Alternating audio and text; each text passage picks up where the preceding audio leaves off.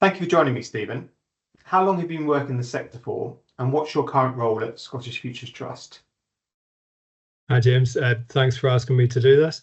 I've been fortunate enough to work in and around school buildings for about 25 years now. First of all, as an architect, then in design management with a tier one contractor.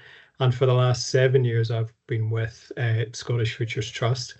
And at SFT, I lead the education team, and we work across early learning and childcare, free school meals infrastructure, primary schools, secondary schools.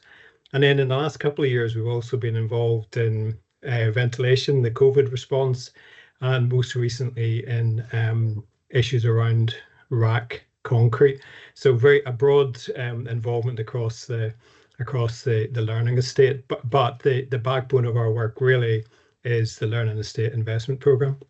So if we'll come on to that program in a minute, but if we could just sort of focus a bit more on Scottish Futures Trust for those of the audience that might not necessarily know too much about it. Can you explain the crucial role that the organisation plays in delivering inspiring learning places in Scotland? Sure.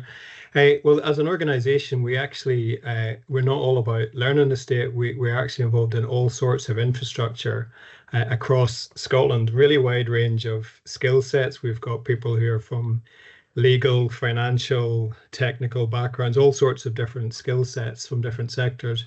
But the crucial thing is that we work with government, we work with local authorities, we work with private sector designers and contractors, and we tend to work in the spaces around all of those groups to help the collaboration to deliver a really wide range of infrastructure, which, I mean, that involves all sorts of stuff like transition to net zero, digital connectivity. We've got a housing team. We're involved in electric vehicle charge networks, hydrogen. So all of those different infrastructure angles, as well as the one that we're talking about today, which is the learning estate.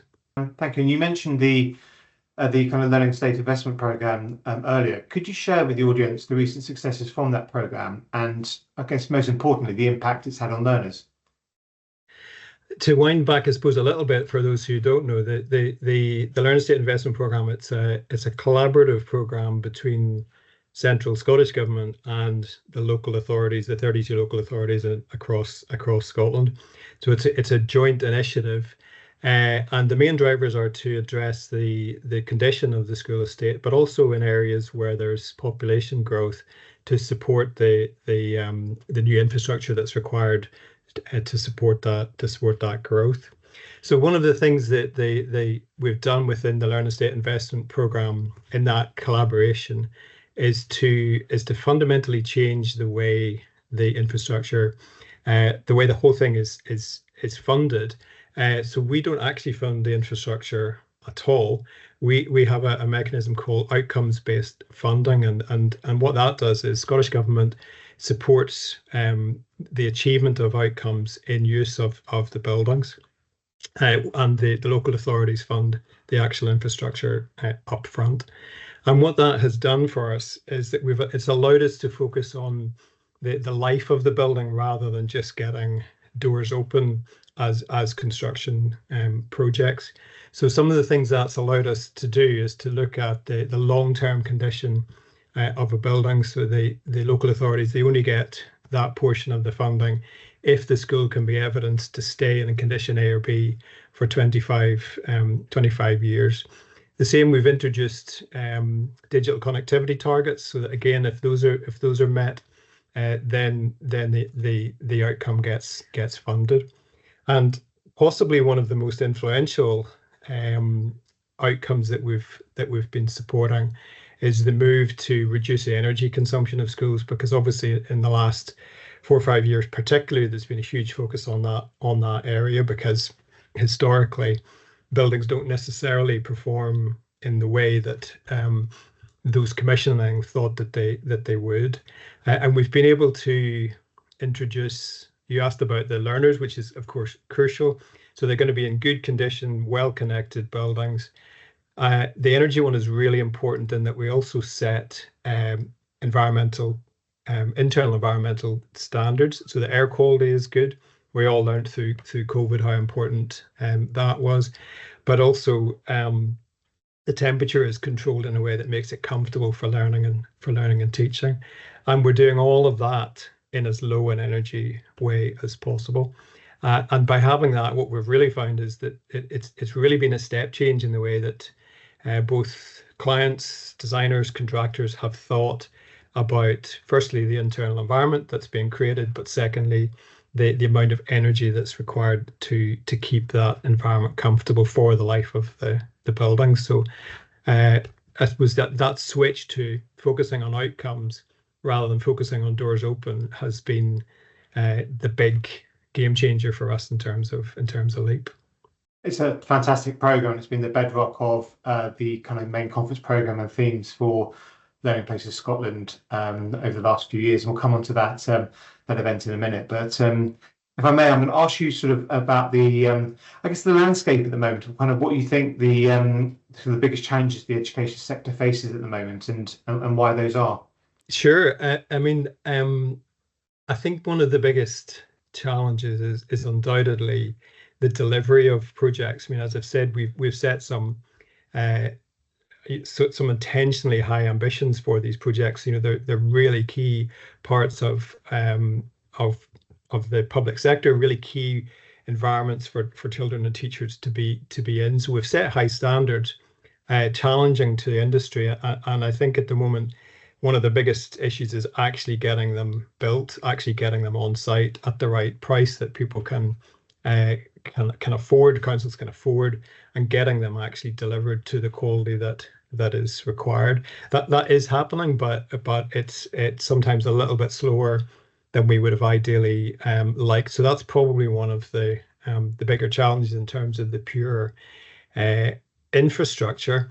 In terms of the actual learning environments themselves, I think that one of the biggest challenges is we're getting a lot of feedback, not just in Scotland, but I think across the UK and Ireland, if not globally, about the sensory experiences of children and teachers and any other users of the buildings.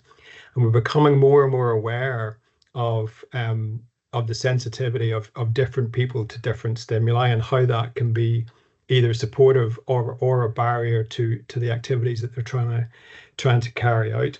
So I think that if you look at what those learning environments are for, that's one of the big challenges going forward, is to try and get the environment right for as many different users as possible, which is a big challenge because lots of different people have different divergent requirements. So I think that's something that we will be focusing on more and more heavily going forward. And on the flip side, sort of what are the kind of the biggest opportunities then that the sector faces or has, and why?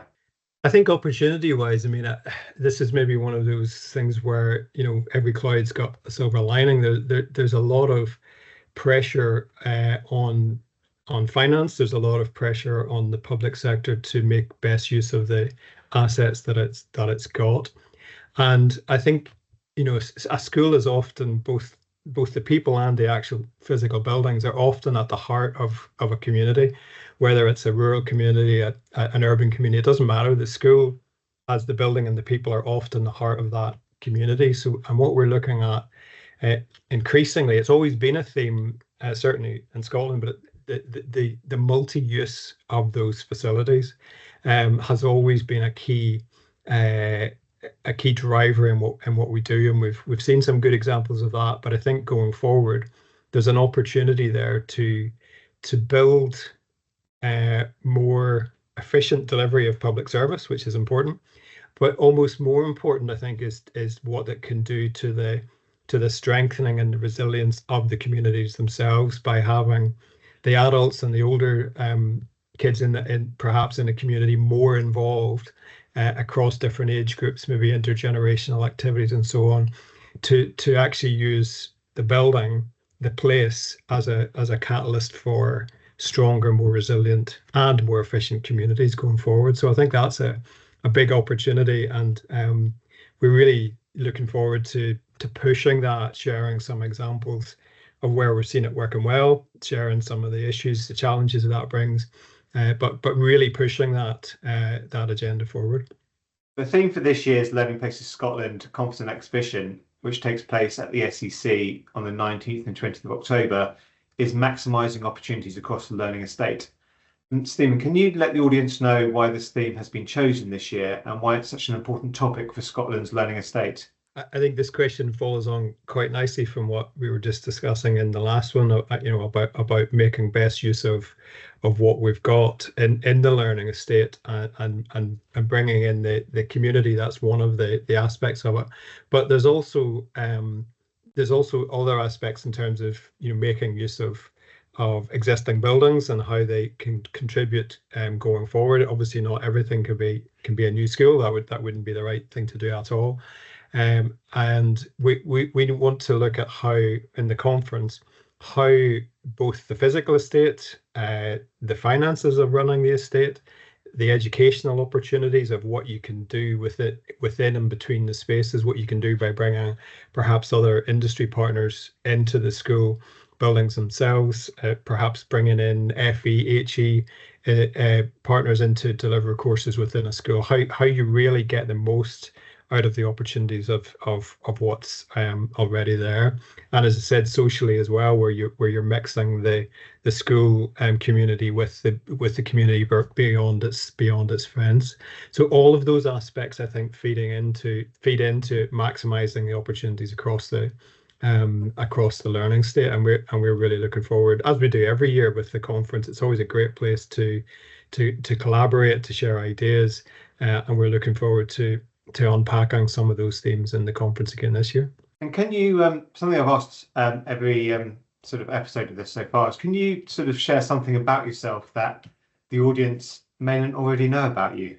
Am I allowed to say no, James? Am I allowed to just refuse that one? That's not really in the spirit of it, and other people have responded to that, so I'll go along with it as well. One thing I really enjoy is sailing, which is ordinary enough, I suppose. But linked to that, the bit that you might not know is that I'm also a big fan of the shipping forecast. So the weird kind of list that you hear on the radio about north at Sierra, south at Sierra, 40s, etc. I'm a big fan of the shipping forecast, to the extent that I actually learnt all 31 sea regions in order, and whenever I can't sleep at night, I go through them all in order to help me to get to sleep. So that is my thing that you probably didn't know about me. Wow, no, thank you for sharing that. And you've got a lovely view from your office as well, or home as well, haven't you? Because I think a few years ago when we were on a call, you had to take a break to see a swordfish, I think it was, swim by. That is very true. Yeah, that was one of the COVID highlights. It was well remembered. Thank you so much for your time, Stephen. As always, it's been an absolute pleasure, and we look forward to seeing you later in the year. Thanks very much, James.